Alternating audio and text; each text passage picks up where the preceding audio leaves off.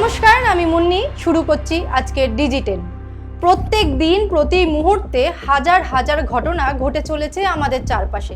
তার মধ্যে অত্যন্ত গুরুত্বপূর্ণ 10টি খবর নিয়ে চলে এসেছি আপনাদের সামনে। চলুন দেখে নেওয়া যাক 10 খবরের ঝলক।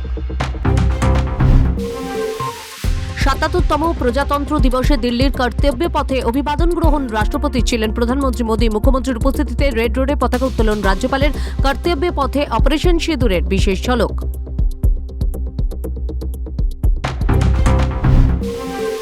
ভারতের ৭৭তম সাধারণতন্ত্র দিবস উপলক্ষে ভারতে ইউরোপীয় কমিশনের প্রেসিডেন্ট উর্সুলা ভনের সমাজ মাধ্যমে ইঙ্গিতপূর্ণ পোস্ট উর্সুলার।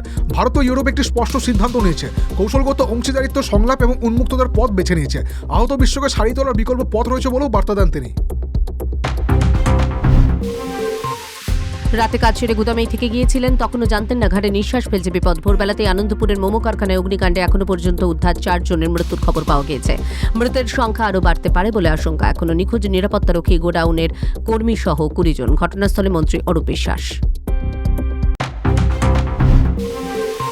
বসিরহাট 2 নম্বর ব্লকের এইআরও তথা বিডিও সৌমিত্র প্রতিম প্রধান স্বতঃপ্রণোদিত হয়ে 11 জনকে অতিরিক্ত এইআরও হিসেবে নিয়োগ করেছিলেন বলে অভিযোগ ওঠে। ওই অতিরিক্ত এইআরও ভোটারদের শুনানিও করছিলেন। বিষয়টি নজরে আসতে তড়িঘড়ি পদক্ষেপ করে জাতীয় নির্বাচন কমিশন। রবিবার মধ্যরাতে অগ্নিকাণ্ডে মাথায় আকাশ ভেঙে পড়েছে নামখানার নারায়ণপুরের বাসিন্দা রহিম মিস্ত্রির। পরিবারের 5 সদস্যের এসআইআর শুনানিতে ডাক পড়েছে। নাগরিকত্বের প্রামাণ্য নথি গুছিয়ে রেখেছিলেন শুনানির জন্য, কিন্তু অগ্নিকাণ্ডে পুড়ে ছাই বসতবাড়ি। আগুনের গ্রাসে প্রয়োজনীয় যাবতীয় নথিপত্র। সাধারণতন্ত্র দিবসের দিন মাওবাদী পোস্টার উদ্ধার। বাঁকুড়ার তালডাংরা ওন্দা থানা এলাকার কোথাও গাছের গুড়িতে, আবার কোথাও বাস স্টপেজের দেওয়ালে সাদা কাগজের উপর লাল কালিতে লেখা মাওবাদী নামাঙ্কিত পোস্টার।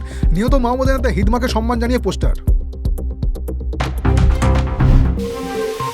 এসআইআরের আবহে আবারও এক মৃত্যু। স্ত্রী, পুত্র সহ পরিবারের 3 জনকে ডাকা হয় শুনানিতে। এতেই নাকি দুশ্চিন্তায় ছিলেন বছর 71-এর আসগর বিশ্বাস। আতঙ্কেই হার্ট অ্যাটাক বলে অভিযোগ।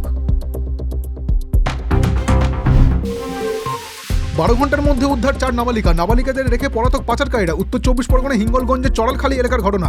পাচারকারীদের খোঁজে তল্লাশি জারি। নদিয়া গাংনাপুরে গ্রেপ্তার বাংলাদেশি পুলিশের জালে 2 ভারতীয় দালাল। গাংনাপুর পুলিশের অভিযানে গ্রেপ্তারি। ধৃত সন্দীপ মণ্ডল, দত্তপুকুরের বাসিন্দা। ধৃত অনুপ কুমার মল্লিকের বাড়ি গাংনাপুরে। আরও একটু বাড়ল শহরের তাপমাত্রা। সকাল ও রাতের দিকে শুধু শীত অনুভব করা যাচ্ছে।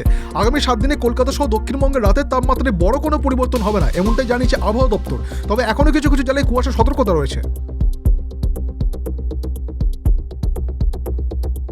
আজ এখানেই শেষ করছি। অন্যান্য খবরের জন্য চোখ রাখুন আমাদের সিএন ডিজিটালের পাতায়।